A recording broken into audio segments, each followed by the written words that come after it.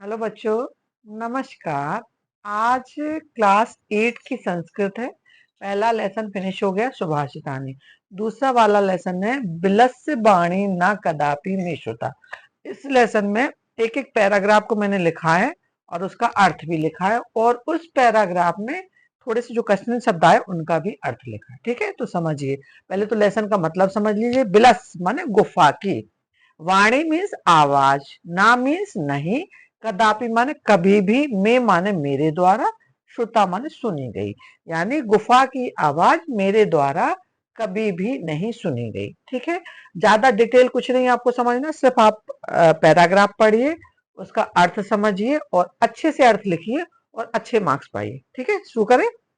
कस्मिंचित वने खर नखरा नाम सिंह प्रतिवसति स्म। कस्मिश्चित किसी वन में, कस्मिश्चित माने किसी, वन माने वन में, खर नखरा नाम का सिंह प्रतिवसति इसमा माने रहता था। ठीक।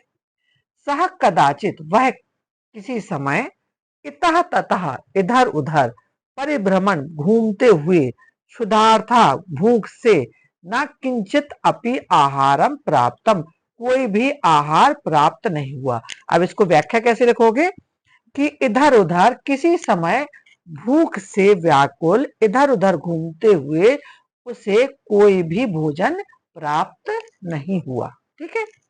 सह सूर्यास्त, उसने सूर्यास्त होने के समय, एकाम महती एक बड़ी सी, गुहाम दृष्टवा, गुहा माने गुफा, दृष्टवा मीन्स देखकर, स अंचित अचिंत्यत वह सोचने लगा।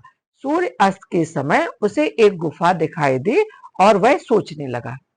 नूनम एतस्याम गुफाम, नूनम में निश्चित ही इस गुफा में, रात्रो रात्रि में, को अपि जीवा आगच्छति कोई जानवर आता है।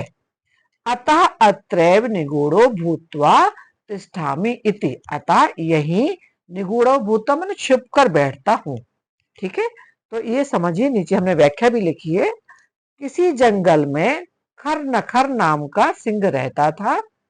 किसी समय भूख से व्याकुल इधर उधर घूमते हुए उसे कहीं पर भी भोजन नहीं मिला। तब सूर्यास्त होने के समय एक बड़ी सी गुफा देखकर उसने सोचा, अवश्य ही इस गुफा में रात को कोई जानवर आता है, इसलिए यहीं छिपकर बैठ जाता हूँ। तो ये तो एक्सप्लेनेशन हुआ। एक्सप्लेनेशन थोड़ा विस्तार से लिखना पड़ता है। शब्दों के अर्थ अगर ऐसे लिखोगे एक एक शब्द के अर्थ के, तो पूरी आपकी लाइन कंप्लीट नहीं होगी, अर्थ नहीं बनेगा। तो व्याख्या करने में आपको थोड़ा जोड़कर लिखना पड़ता है। और ऊपर हमने आपको एक एक शब्द का अर्थ बताया है, नीचे भी इसी पैराग्राफ से संबंधित शब्दों के अर्थ हैं। कस्मिश्चित माने किसी, प्रतिवसति स्म रहता था, इतः तथा इधर उधर, परिभ्रमण घूमता हुआ, क्षुद्राता भूख से व्याकुल, महती गुफा बड़ी गुफा, दृष्टवा देखकर, नूनम निश्चित रूप से, निगूढ़ो भूत्वा माने छिपकर। ये इस पैराग्राफ के शब्दार्थ है। तो बड़े बहुत इजी है, आराम से समझिए। नहीं तो इस व्याख्या को पढ़ लीजिए, उसके बाद पैराग्राफ को जो संस्कृत में उसको पढ़िए, बड़ी आसानी से आपको समझ में आ जाएगा। और एग्जाम में या टेस्ट में भी आता है तो आप फुल मार्क्स भी आपको मिलेंगे। तो आगे इसके बाद दूसरा पैराग्राफ डालेंगे वीडियो में। तो अगर आपको हमारा वीडियो पढ़ाने का तरीका अच्छा लगा है तो प्लीज प्लीज कमेंट करिए। अगर उसमें कुछ सुधार भी करना है तो भी बताइए। Thank you.